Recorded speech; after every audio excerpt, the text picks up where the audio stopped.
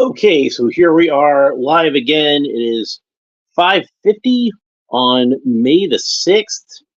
So that's what?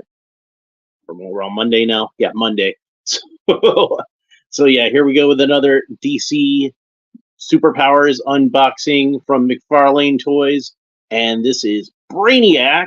And according to the little sticker on the back, it says Brainiac first appearance. And they've already done another Brainiac figure that's comes with a recolored version of this skull ship in purple and green.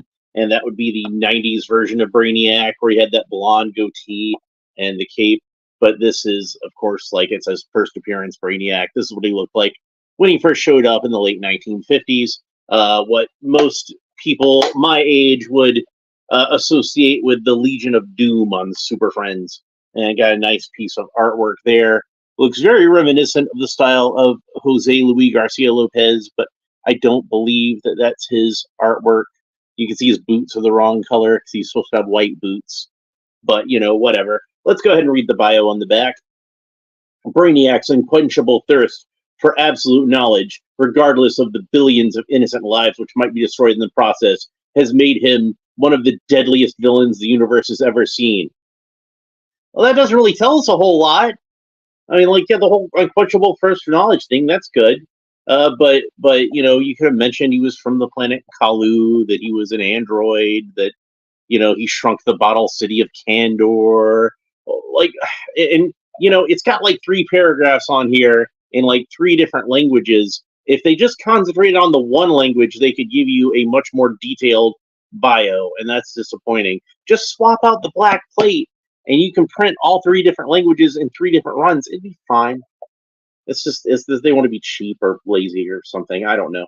But yeah, we got the cross-sell artwork on the back with all the figures that are currently available, although some are easier to find than others, and 3 vehicles on the back with Brainiac's skull ship and Blue Beetle's bug and the Whirly Bat, which I don't have either the skull ship or the bug yet. I do have the Whirly Bat. Was kind of disappointed with it, honestly.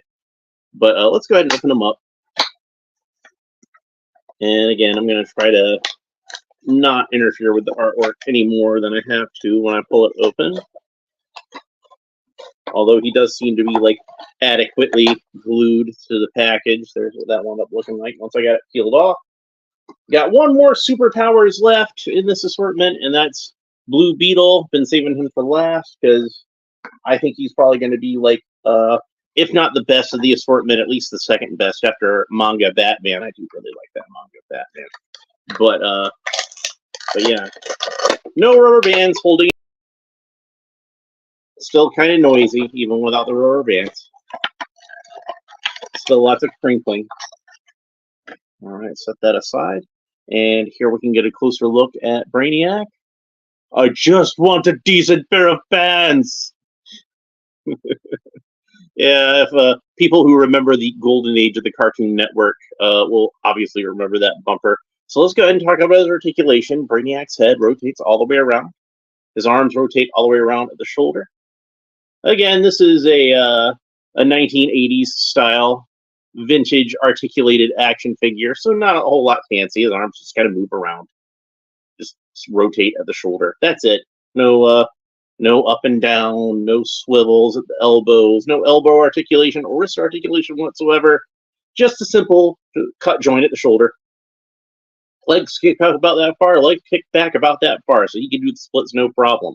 And he has a joint at the knee which bends a little more than 90 degrees, but not much more than 90 degrees. So yeah, Brainiac first appeared, I think, in 1959, maybe 1958. I don't remember exactly. It would have been after the Superman television show went off the air, and they started to.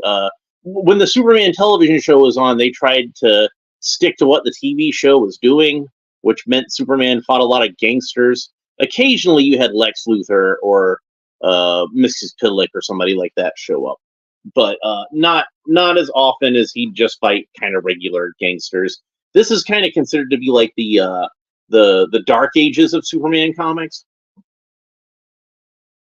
in that not a whole lot of people remember them because, again, it was just trying to be like the the TV show. So there wasn't really anything too remarkable about it.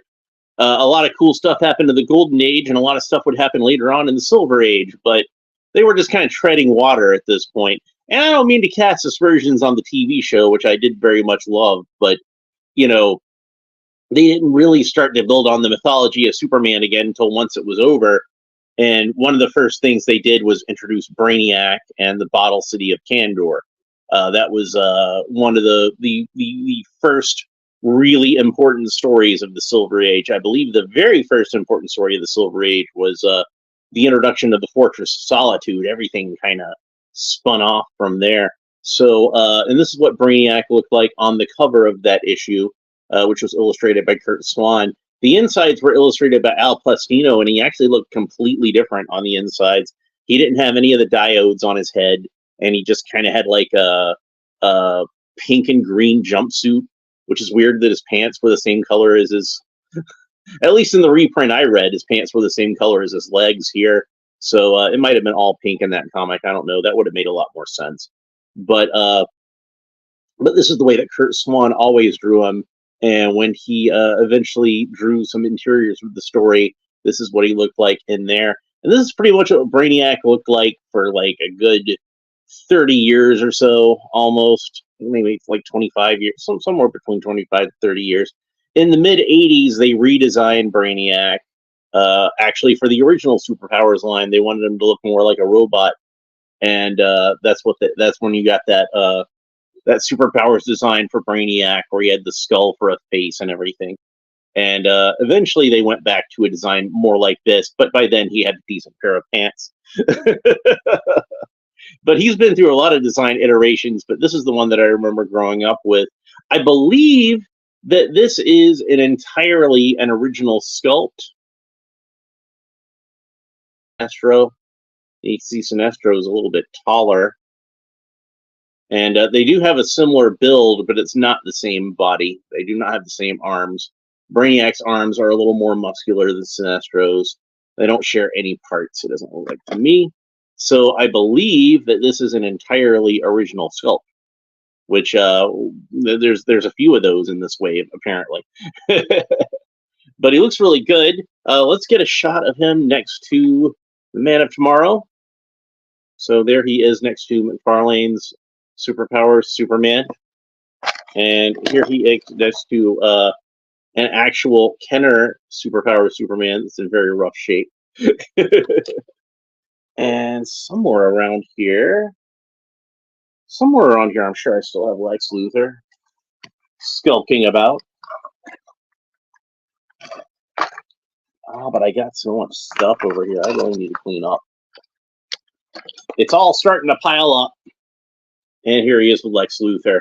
So hopefully McFarlane's already planning on doing a Legion of Doom version of Lex Luthor, but he still looks pretty good next to the 80s version, I think. So Brainiac is definitely one that I've been wanting. This is one I would have wanted to have when I was a kid. Even with having the 80s version of Brainiac, I still wanted to have that classic version of Brainiac also, especially because the Superpowers, the Kenner Superpowers Brainiac, one of the most fragile figures in the line, and I think mine maybe lasted a week before it broke, and I was so frustrated I didn't even want another one.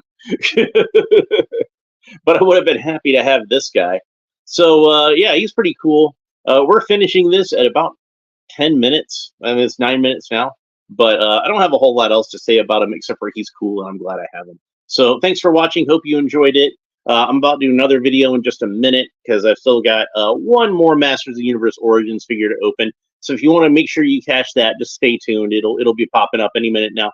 And make sure you like and subscribe. All the fun YouTube stuff down below. Leave a comment. Let me know what you think about this figure. Hit that little bell if you want to be warned anytime I'm going live. And we will talk to you next time. Bye.